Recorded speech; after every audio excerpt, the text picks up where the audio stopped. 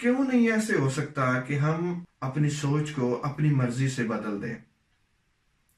دیکھیں، ہم کوئی درخت تو نہیں ہے کہ ایک جگہ پہ لگے ہوئے ہیں، دھوپ آئی ہے تو ہم چھاؤں میں نہیں جا سکتے، اگر بارش آئی ہے تو ہم اپنے آپ کو بچا نہیں سکتے۔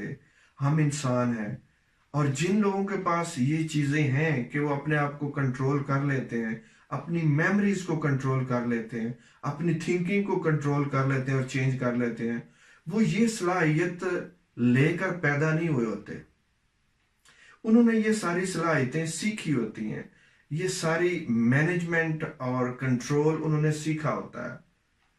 تو ہمیں بھی یہ سیکھنا ہے، ہمیں بھی یہ سوچنا ہے کہ ہم کس طریقے سے اپنے ایموشنز پر قابو پا سکیں اور اپنے اوپر ہم خود کنٹرول حاصل کر سکیں۔